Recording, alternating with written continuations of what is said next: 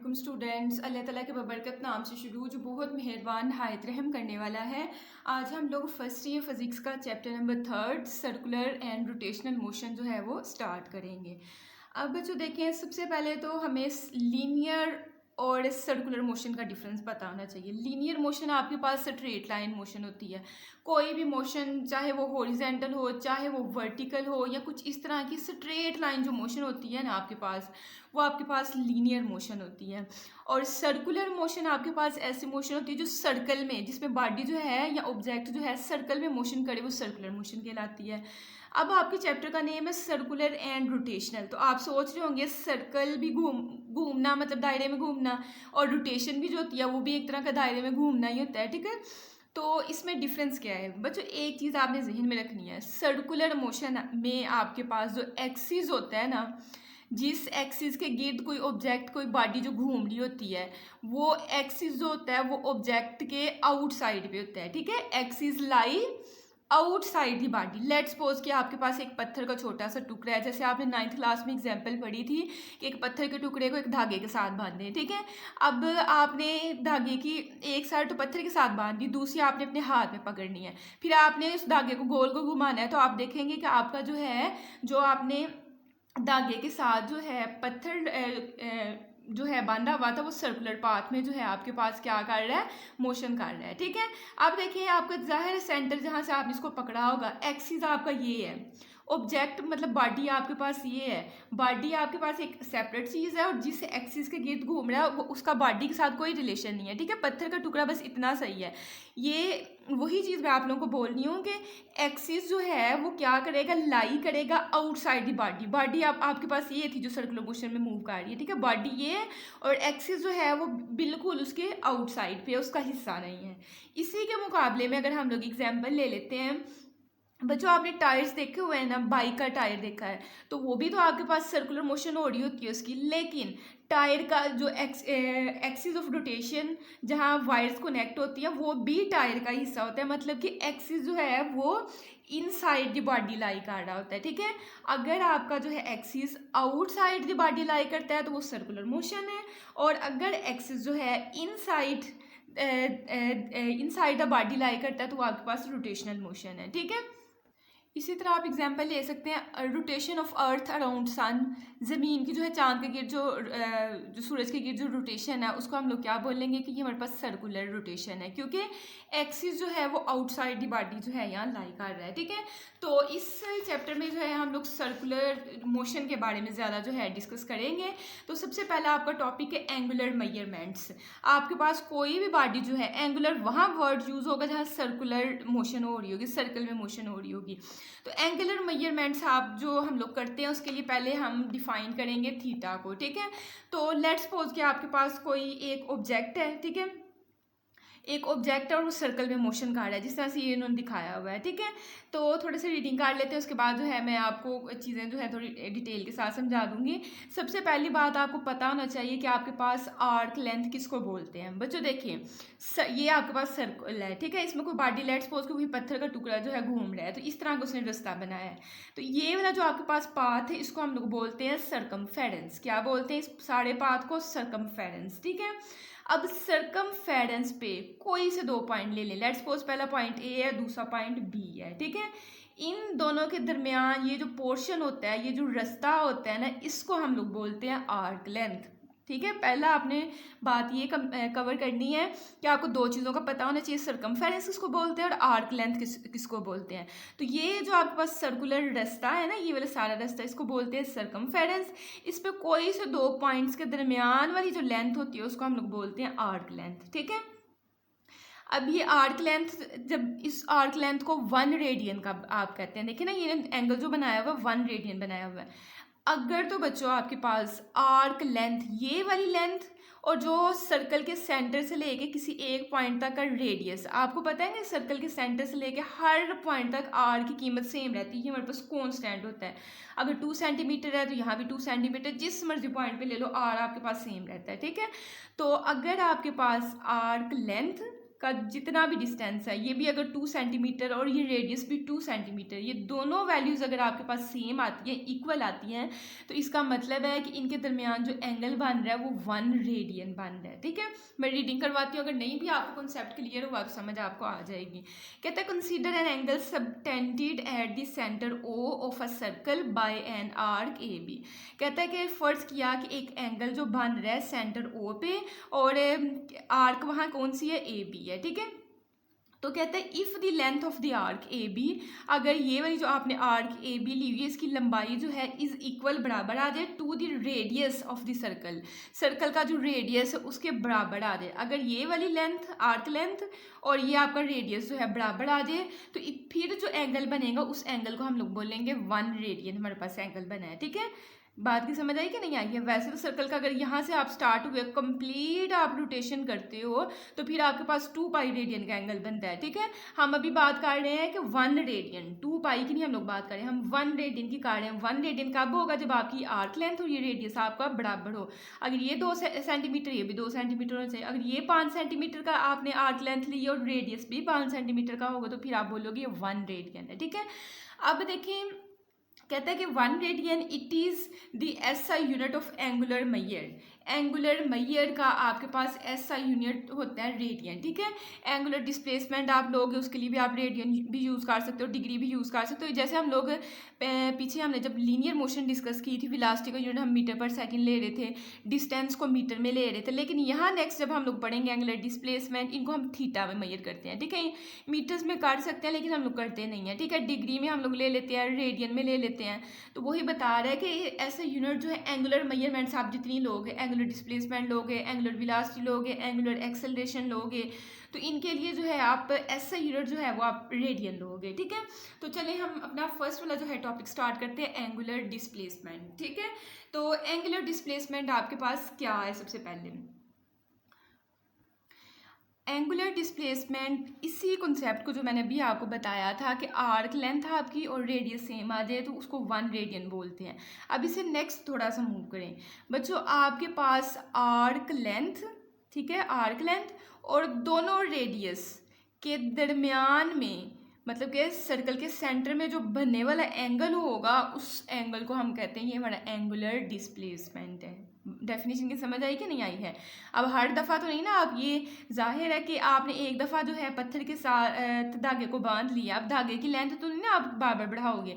आपने पहले जो है इतना सब आपका जो है यहाँ से पत्थर घूमता घूमता यहाँ गया, फिर एक टाइम आएगा वो यहाँ पहुँचेगा, फिर यहाँ पहुँचेगा, यहाँ पहुँचेगा, तो आर्क लेंथ में आपका इजाफा होता जाएगा। ठीक है, तो आपके पास आर्क लेंथ और ये दो रेडियस के दरमियान में जो सर्कल के सेंटर पे जो एंगल बन रहा है ना, उस एंगल को हम लोग बोलते हैं एंगुलर डिस्प्लेसमेंट। ठीक है, अब यहाँ एक जो चीज़ काबिल जिक्र आती है कि एंगुलर डिस्प्लेसमेंट आपके पास वेक्टर क्वांटिटी है या स्केलर, ये दोनों ही हैं। ठीक है, इस चीज़ को भी हम लोग डिटेल से पढ़ेंगे। ठीक है, तो अगर आपको बताऊं कि ये वेक्टर कब आपके पास बिहेव करेगा और ये आपके पास स्केलर कब बिहेव करेगा, तो उसके लिए ये वाला पोर्शन जो है मैं अपनी वर्डिंग में थोड़ा सा समझा के इस पॉइंट पे आके आपको समझ आ जाएगी कि ये वेक्टर के तौर पे कब बिहेव करेगा और स्केलर के तौर पे कब बिहेव करेगा। यहाँ उसने अलहदा भी मेंशन किया हुआ है। बच्चों लेट्स सपोज कि आपके पास जो है एक कोई भी पार्टिकल है, पत्थर का टुकड़ा ले लें या कोई भी आप एग्जाम्पल चेंज कर सकते हैं। ठीक है, जाहिर उसको आपने धागे के साथ या जिस चीज़ के साथ भी जो है बांधा हुआ है उसका कुछ ना कुछ लंबाई होगी, रेडियस होगा, और इस पार्टिकल का भी कुछ ना कुछ मैस होगा। ठीक है, आपने क्या करना है कि आपने इस पत्थर के टुकड़े को घुमाना है। ठीक है, सर्कुलर पाथ में इसको जो है आपने सेंटर से, इसको सेंटर को बोलते हैं पाइवोट पॉइंट। ठीक है, इस पॉइंट पे आपने अपने हैंड में पकड़ के इसको जो है ना घुमाना है। ठीक है, तो घुमाते हुए आपके पास 3 एक्सिस आएंगे। अब एक्सिस आपने इस तरह से लेने हैं कि जो जी एक्सिस है ना, जो आपका एक्सिस ऑफ रोटेशन है, जहाँ से आपने धागे को घुमाना शुरू करना है, उसके अलावा आपने जी एक्सिस लेना है। और देखें ना, आप इमेजिन करें हैं कि आपके हाथ में, ये मेरे हाथ में जो है धागा है, तो जो ही मैं इसको घुमाऊंगी तो जो है धागा जो है और पत्थर का टुकड़ा थोड़ा सा ऊपर जो है सर्कुलर मोशन में मूव करेगा। वो जो सर्कुलर पाथ बन रहा होगा ना, उसके अलांग ये आपके पास सर्कुलर पाथ है। इस तरह से आपके पास अगर ये सर्कुलर पाथ है मेरे पास बन रहा है, और ये आपके पास यहाँ आप वाई एक्सिस ले लोगे और एक्स एक्सिस, मतलब इस सर्कुलर ट्रैक के अंदर आपने एक्स एक्सिस और वाई एक्सिस लेना है, और जेड एक्सिस आपका कहाँ आएगा, आपका धागे के अलांग आएगा, क्योंकि सर्कुलर मोशन है। आपका एक्सिस ऑफ रोटेशन जो है वो ऑब्जेक्ट मतलब पत्थर के टुकड़े से बाहर है, तो वो पत्थर का टुकड़ा मतलब जहाँ आपके पास धागा है या जहाँ आपने अपने हाथ में पकड़ा है वो उसके अलॉन्ग आपने जेड एक्सिस लेना है, और जहाँ गोल दायरा आपको ये सर्कल बन रहा होगा वहाँ आपने एक्स एक्सिस और वाई एक्सिस आपने लेना है, ठीक है। अब आपने क्या नोट किया कि आपके पास P1 हमने कोई सा भी पॉइंट ले लिया कि टाइम टी हुआ होगा, जाहिर है कुछ ना कुछ सेकंड तो लगे होंगे ना आपके पास। अगर यहाँ था पत्थर का टुकड़ा जब आपने घुमाया है, चाहे जो है 1 सेकंड ही लगा हो, आपका जो टुकड़ा है ना वो यहाँ तक आ गया, टाइम टी लगा तो हमारे पास जो है टुकड़ा यहाँ तक आ गया है, ठीक है। उसके बाद फिर टाइम कुछ और हल्का सा, ये देखें ये आपके पास लेंथ ज़्यादा है और ये लेंथ कम है, तो बिल्कुल थोड़े से टाइम के बाद जो है यही पार्टिकल जो है इस पोजीशन पे आ जाता है, जिस पोजीशन को हम लोग P2 का नाम देते हैं, ठीक है। अब देखें पहले आपके पास यहाँ तक वो पार्टिकल गया था, ठीक है, तो यहाँ तक इसका एंगल जो था वो हमने थीटा ले लिया, ठीक है, ये और ये इनके दरमियान में एंगल हमने ले लिया थीटा।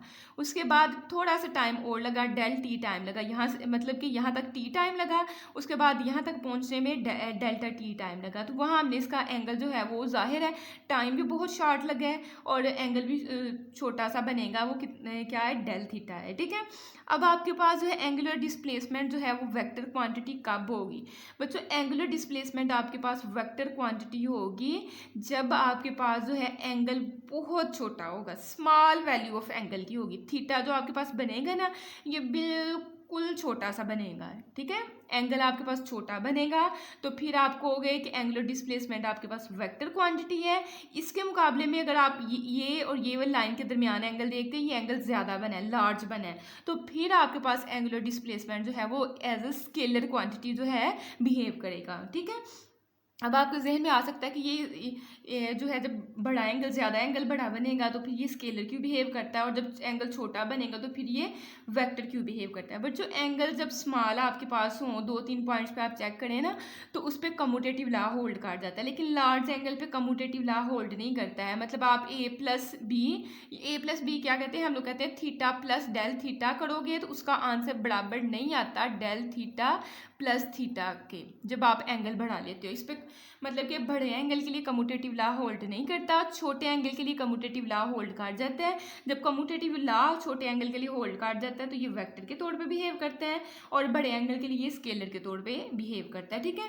अगर मैं एंगुलर डिस्प्लेसमेंट जिसको डेल थीटा के साथ जाहिर किया जाता है इसकी डेफिनेशन करें, कहते हैं एंगल डेल थीटा, जो ये एंगल बन रहा है ना ये del theta defines the angular displacement, यही हमें एंगुलर डिस्प्लेसमेंट की डेफिनेशन देगा ऑफ ओ पी, ओ से लेके पी तक के पॉइंट, ये हमारे पास ओ से लेके पी तक का पॉइंट है। कहते हैं during the time interval del T.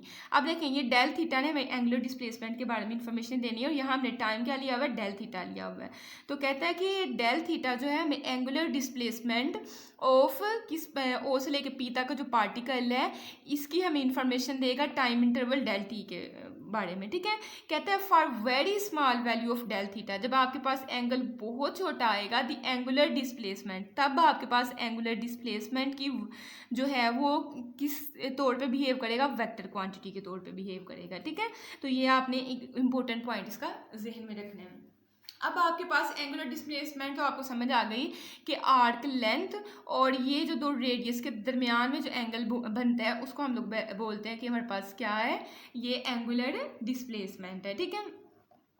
अब आपके पास एंगुलर डिस्प्लेसमेंट की वैल्यू प्लस की कब आएगी, माइनस की कब आएगी, उसके लिए आपने क्या करना है। सबसे पहले देखिए आपने धागे के साथ जैसे उसको पत्थर के टुकड़े को बांधा था, एक स्टोन को बांधा था, अब हो सकता है कि आप जो है मोशन इस साइड को करवा रहे हो, ऐसे करके सर्कल बना रहे हो, इस साइड को मोशन हो रही हो, या हो सकता है दूसरा बच्चा जो है वो घुमा उल्टा रहा हो, इस तरफ को मोशन मतलब धागे को जो है घुमाए, वो इस तरह को घुमाए। तो अगर तो आपके पास एंटी क्लॉकवाइज रोटेशन है, अगर तो आपके पास रोटेशन कौन सी है, क्लॉक की जो नीडल है वो इस साइड को मोशन करती है, आप उससे ऑपोजिट साइड पे मतलब एंटी क्लॉकवाइज अगर आप रोटेशन लेते हो तो आपके पास एंगुलर डिस्प्लेसमेंट की वैल्यू प्लस की होती है, और जब आप क्लॉकवाइज लेते हो तो फिर माइनस की होती है। वो आपको कैसे पता चलेगा, राइट हैंड रूल से। अब आपको सबसे पहले पता होना चाहिए कि आपके पास जो है रोटेशन किस साइड को हो रही है, तो मैंने यहाँ जो है एरो लगाया इस साइड को, मतलब एंटी क्लॉकवाइज में। तो आपने अपनी फिंगर्स को एंटी क्लॉकवाइज डायरेक्शन में इस तरह से रखना है, ठीक है। और अंगूठे को बिल्कुल सीधा रखना है। तो आप फिंगर्स को जब घुमाओगे, अंगूठा आपका किस साइड को, अपवर्ड डायरेक्शन को है। तो इसका मतलब है अगर आपका अपवर्ड डायरेक्शन आ रही है तो आपने जो है एंगुलर डिस्प्लेसमेंट की वैल्यू पॉजिटिव लेनी है, ठीक है। और अगर आपके पास जो है यही अगर मैं रोटेशन इस सर्कल पे बताऊँ कि मेरे पास जो है इस साइड को हो रही है, तो जिस साइड को आपकी रोटेशन हो रही है फिंगर्स तो आपकी उस साइड को जाएंगी। अब देखें इस साइड को करेंगे तो ये तो आपके पास एंटी क्लॉकवाइज बन जाएगी, तो मुझे हाथ को उल्टा करना पड़ना है, ठीक है, इस तरफ को करना पड़ना है। तो देखिए अब मेरा जो है अंगूठा किस साइड को जाएगा, अंगूठा जो है पेज के अंदर वाली साइड को जाएगा। लेकिन पेज के अंदर वाली साइड पे ड्रा नहीं हम पेंसिल से कर सकते, तो इसलिए आपने क्या करना है, उसको डाउनवर्ड जो है शो कर देना है, ठीक है। बात की समझ आई कि नहीं। ये देखिए आपके पास ये थोड़ा सा आपको बता रहा है, ये आपके पास जो है अगर तो एंटी क्लॉकवाइज है तो अपवर्ड आपका थंब आ रहा है। तो इसका मतलब है देखिए ना, अपवर्ड का अगर मैं बुक पे आपको दिखाऊं ना, तो बुक पे अगर आप देखें तो अंगूठा ये जो है ना हमारा अपवर्ड है। बुक पे अपवर्ड जो ड्रा करना मुश्किल होता है तो फिर उसको हम लोग सीधी एक लाइन ऊपर को खींच देते हैं। इसी तरह जब अंगूठा नीचे की तरफ होगा, फिंगर्स को रोटेट करोगे तो बुक के अंदर वाली साइड पे तो नहीं हम ड्रा कर सकते डायरेक्शन को, तो उसके लिए हम डाउनवर्ड जो है वो साइन लगा देते हैं। तो नेक्स्ट हमें क्या यही चीज़ें बता रहे हैं, कहते थे angular displacement del theta is assigned a positive sign. Angular displacement के साथ जो है आप प्लस का साइन लगाओगे when this sense of rotation is counter clockwise. Counter clockwise को एंटी क्लॉकवाइज भी कहते हैं, ठीक है, उसका दूसरा नाम है काउंटर क्लॉकवाइज। और कहता है the direction associate del theta के साथ आप नेगेटिव का साइन कब लगाओगे, जब आपके पास जो है रोटेशन किस तरफ को होगी, क्लॉकवाइज को होगी। तो कहता है आपने इसको कैसे मालूम करना है, राइट हैंड रूल की मदद से। तो राइट हैंड रूल अगर आपको आ जाए तो आपने कहना है grasp the axis of rotation in right hand. आपने राइट हैंड रूल है तो राइट हैंड ये अपना यूज़ करना है।